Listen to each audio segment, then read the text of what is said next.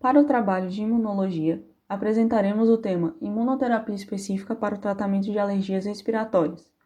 Os componentes do grupo são Ana Carolina, Bruno, Luiz Henrique, Pedro William e João Vitor.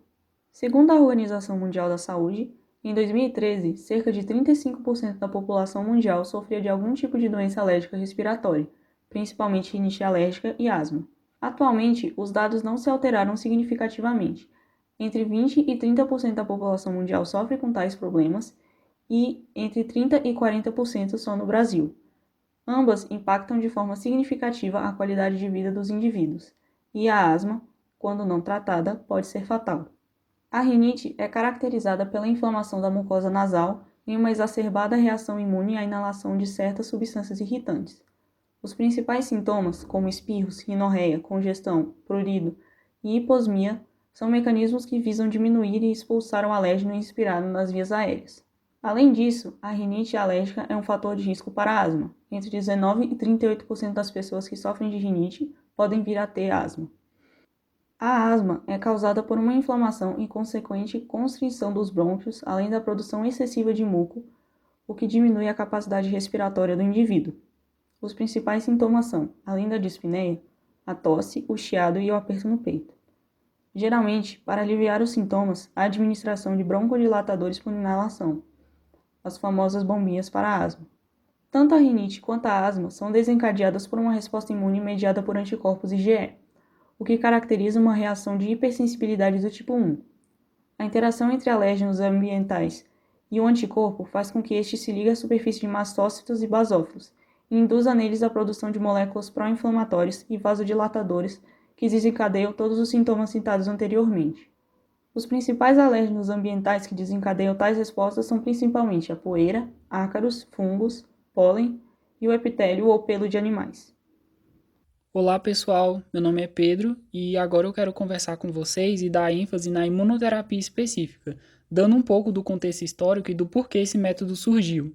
A imunoterapia específica para o tratamento de doenças alérgicas e respiratórias ganhou notoriedade principalmente em 1911, com as publicações de dois pesquisadores, Leonard Nonn e John Freeman. Nesses estudos, os pesquisadores injetavam doses crescentes de extratos de pólen em pacientes acometidos com uma doença que era chamada de febre do feno, e observaram uma queda acentuada dos sintomas clínicos dessa doença alérgica depois da administração desses extratos. Hoje em dia, a imunoterapia específica para doenças alérgicas é definido como um tratamento que é realizado com base em uma vacina de alérgenos. A vacina, ela consegue elevar a imunidade do indivíduo, fazendo com que ele apresente menos sensibilidade a certas substâncias. E é também muito importante destacar que essa técnica ela só é utilizada em casos especiais, quando o indivíduo ele não consegue, por exemplo, evitar a exposição aos alérgenos ou então não há uma resposta adequada com o tratamento farmacológico convencional. Esse tipo de tratamento ele é fortemente indicado para administração de forma profilática para doenças mediadas por IgE atópica. A própria asma e rinite alérgica são exemplos de doenças que usam a IgE como mediadora dos processos alérgicos. Uma vez que esse tratamento ele é capaz de reduzir as concentrações da IgE, ele também consegue reduzir o grau de sensibilização do indivíduo. Mas como funciona o tratamento com esse método da imunoterapia específica? Ele acontece com a administração de diversas doses graduais e cada vez mais concentradas de extratos de alérgenos, aplicadas em intervalos regulares durante um período de tempo que pode variar de 1 a 5 anos até encontrar uma quantidade correta que vai resultar na tolerância clínica de pacientes hipersensíveis para que seja reduzida a sintomatologia do indivíduo. O tempo de duração do tratamento ele é longo porque tem como objetivo causar uma alteração imunológica suficiente ao ponto de que seja observada uma redução nos sintomas, uma redução no uso de medicamentos e uma melhora na qualidade de vida. Além disso, os efeitos ele tem que perdurar até mesmo após a suspensão do tratamento, para que ainda permaneça os efeitos ativos. Bom, por fim, irei agora finalizar essa parte destacando alguns pontos positivos e negativos sobre o tratamento com o uso de imunoterapia específica para o tratamento de doenças alérgicas. Um ponto positivo é que, apesar do desenvolvimento de fármacos eficazes para o controle da inflamação de via aérea, até a atualidade, a imunoterapia, junto com medidas de higiene ambiental, é a única estratégia terapêutica capaz de modificar a evolução natural das doenças alérgicas ao induzir uma melhora e até mesmo uma remissão dos efeitos. Um ponto positivo, por outro lado, é que a remissão ou a prevenção de uma alergia pode ocasionar o surgimento de outras sensibilizações. E, além disso, uma das principais barreiras para o sucesso do tratamento com imunoterapia é o fato de que, normalmente, pessoas hipersensíveis costumam ser alérgicas a mais de um tipo de substância, dificultando ainda mais a identificação do alérgeno candidato à vacina. A base molecular das alergias respiratórias é a ativação de alguns elementos-chave, como moléculas apresentadoras de antígenos, linfócitos e mediadores inflamatórios. É nessa ativação de mecanismos pró-inflamatórios que a imunoterapia específica vai atuar. Uma das principais modificações imunológicas que foi identificada e correlacionada com a ação da imunoterapia específica foi o aumento da produção de anticorpos alérgenos específicos da classe IgG, que bloqueiam os alérgenos. Esses anticorpos IgG alérgeno específicos se ligam ao alérgeno, impedindo que este se ligue ao IgE na superfície de mastócitos e basófilos. Dessa forma, vai ter a limitação da liberação de mediadores inflamatórios por basófilos ativados, o que vai evitar o início da cascata de fenômenos característicos das respostas inflamatórias mediadas pelo IgE. Outra coisa que esses anticorpos bloqueadores fazem é que eles previnem a ligação do alérgeno aos complexos IgE receptores de baixa afinidade na superfície de células B, o que vai diminuir a capacidade desses linfócitos B apresentarem o alérgeno aos linfócitos T. Outra modificação importante que é induzida pela imunoterapia específica é a redução da reatividade nos mastócitos e nos basófilos ao alérgeno. Isso ocorre porque tem uma menor expressão de receptores IgE nas membranas dessas células.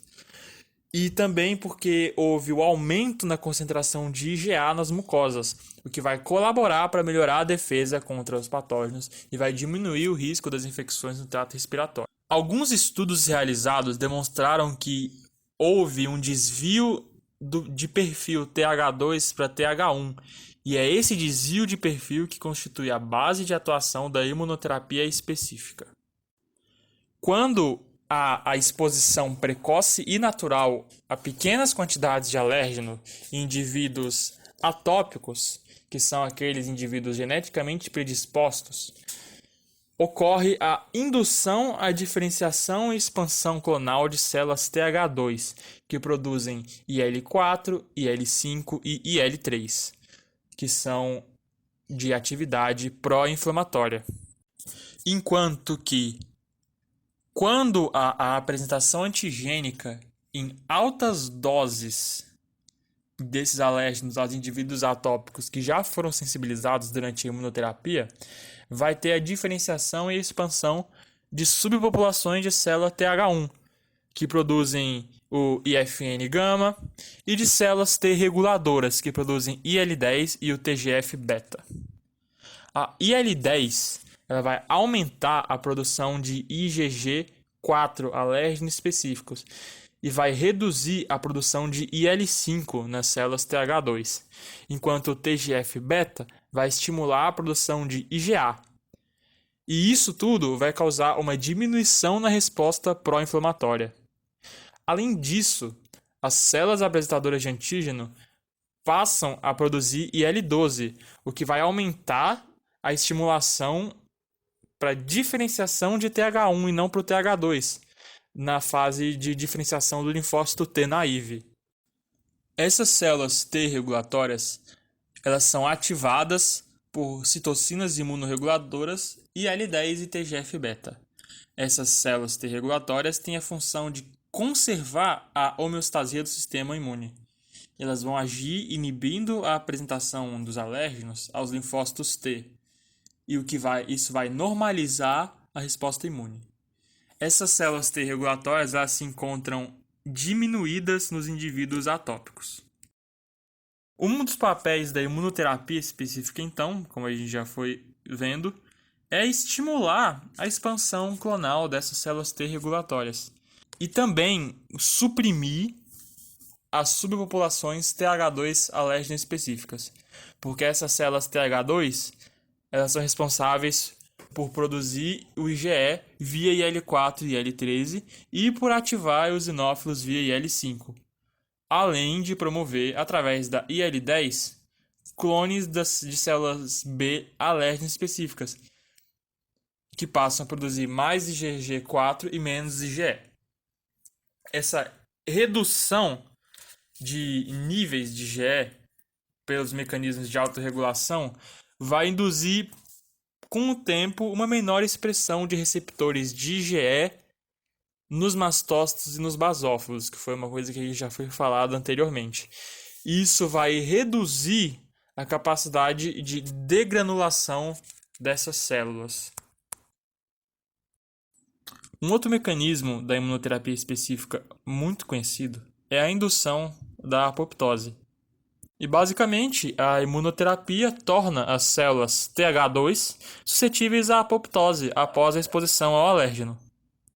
Outra função importante da imunoterapia específica é diminuir o número de basófilos, eosinófilos, mastócitos no local inflamatório, o que vai reduzir a liberação dos mediadores inflamatórios e, consequentemente, diminuir a resposta inflamatória.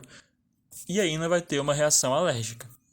Também houve uma diminuição nos níveis de IL-4 e o aumento de liberação de IFN-gama, o que provou que houve um desvio das células TH2 para células com perfil TH1.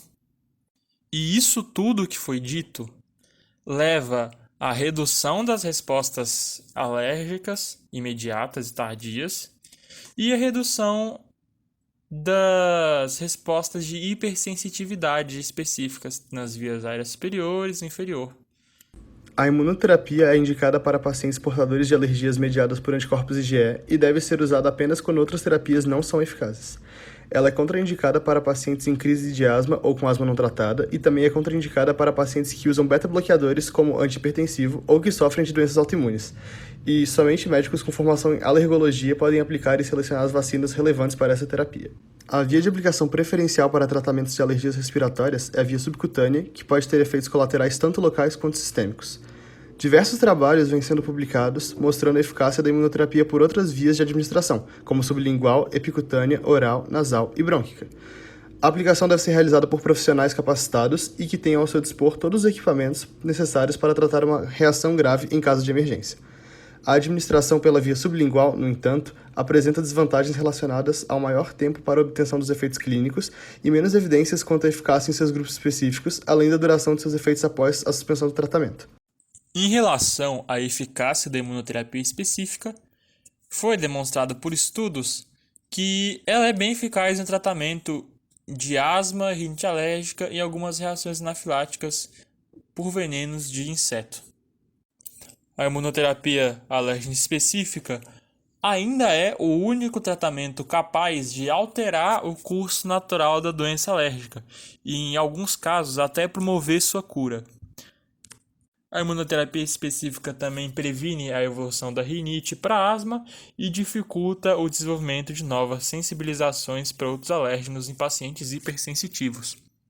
Foi comprovado também que as vacinas para alergia provocam a diminuição dos sintomas de rinite e asma e uma melhora perceptível na qualidade de vida das pessoas alérgicas. A imunoterapia específica apresentou também benefícios de longo prazo que incluem a manutenção da eficácia clínica após a descontinuação dela e a prevenção de novas sensibilizações, como já foi dito anteriormente, além da prevenção de asmas em pacientes com rinite alérgica. Pode-se concluir, então, que a imunoterapia é eficaz quando administrada com cautela por profissionais qualificados, em sua devida dosagem e padronização e na correta duração do tratamento, em pacientes previamente diagnosticados com alergias respiratórias, onde o alérgeno causador foi identificado. Os estudos demonstram também que a imunoterapia pode prevenir o desenvolvimento de novas sensibilizações nos pacientes atópicos, o que vai evitar o agravamento de reações alérgicas, o que amplia sua aplicação. Quanto à via de administração, como já foi dito, a imunoterapia através de injeções subcutâneas apresenta eficácia muito maior quando comparada às outras vias, como por exemplo a via sublingual, que ainda precisa ser mais estudada e investigada.